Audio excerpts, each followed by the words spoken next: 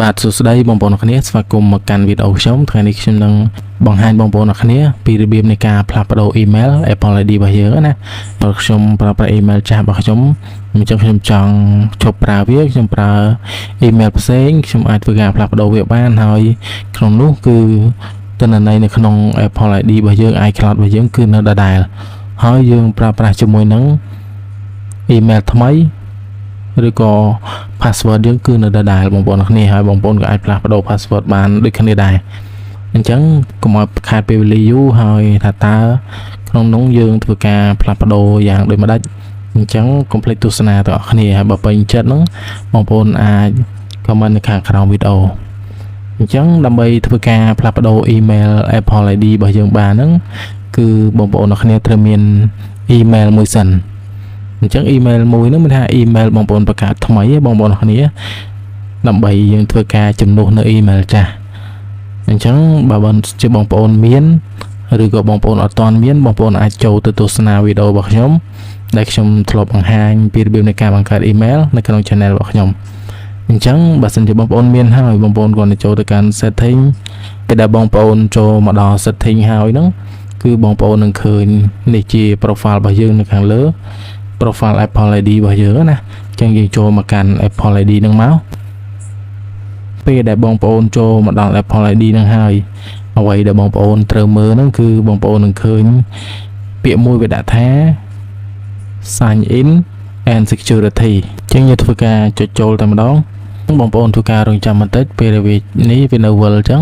បន្ទាប់មកវាចូលមកដល់ដំណាក់កាលនេះអញ្ចឹងចូលមកដល់ដំណាក់កាលនេះគឺបងប្អូននឹងឃើញវាមានជាមួយនឹង email ក៏ដូចជាលេខទូរស័ព្ទតែខ្ញុំសូមមិនបង្ហាញបងប្អូនអ្នកគ្នាទេដោយសារខ្ញុំប្រើប្រាស់ផ្ទាល់ខ្លួនណាបងប្អូនអ្នកគ្នាអញ្ចឹងក្នុងហ្នឹងបងប្អូននឹងឃើញពាក្យមួយវាដាក់ថា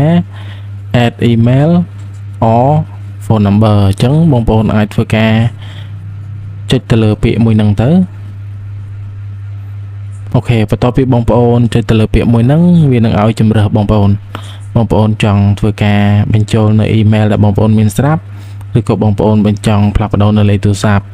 អញ្ចឹងខ្ញុំធ្វើការផ្លាស់ប្ដូរ email ដែលខ្ញុំបង្ហាញបងប្អូនរបស់គ្នាហ្នឹងអញ្ចឹងខ្ញុំចូលទៅកាន់ email បន្ទាប់មកខ្ញុំធ្វើការបំពេញនៅ email ដែលខ្ញុំចង់ដាក់បញ្ចូលអញ្ចឹងបងប្អូនមាន email បងប្អូនធ្វើការដាក់បញ្ចូលឯនេះបងប្អូនរបស់គ្នាអញ្ចឹងខ្ញុំសូមធ្វើការដាក់បញ្ចូលសិនអូខេអញ្ចឹងបន្ទាប់ពីខ្ញុំធ្វើការដាក់រួចរាល់ហើយខ្ញុំចុចពាក្យថា continue នៅខាងក្រោមអញ្ចឹងខ្ញុំចុច continue បងប្អូនរបស់គ្នា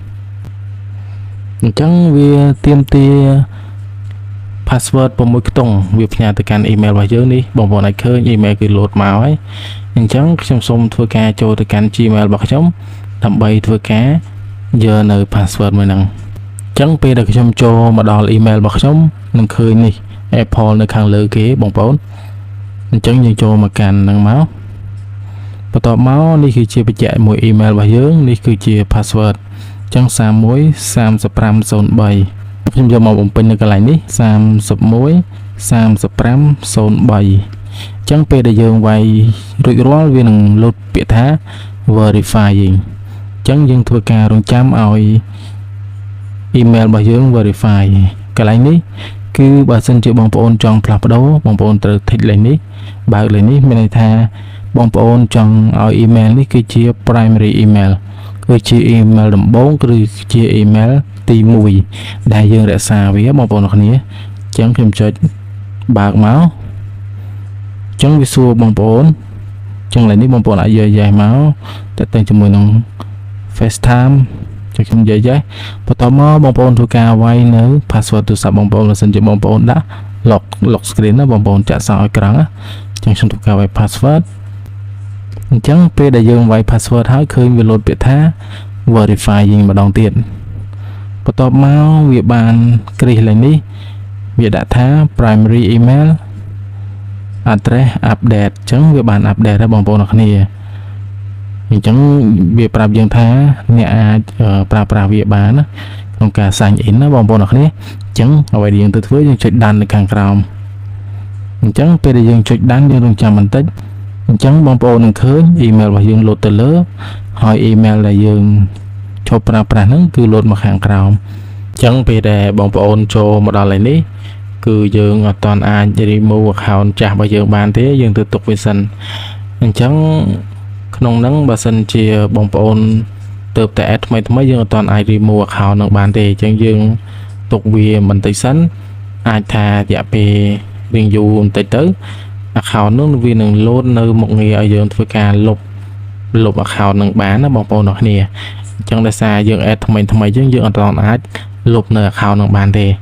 អញ្ចឹងថ្ងៃនេះការផ្លាស់ប្ដូរ email ហ្នឹងគឺយើងមានប៉ុណ្ណឹងហើយបងប្អូនអាចយក email ទៅ sign in ជាមួយនឹង Apple ID បានដោយយើងមិនចាំបាច់ប្រើប្រាស់ email ចាស់របស់យើងទេអញ្ចឹងអរគុណបងប្អូនអរគ្នាសម្រាប់ការតាមដានហើយខ្ញុំនឹងជួបបងប្អូនអរគ្នានៅវីដេអូក្រោយ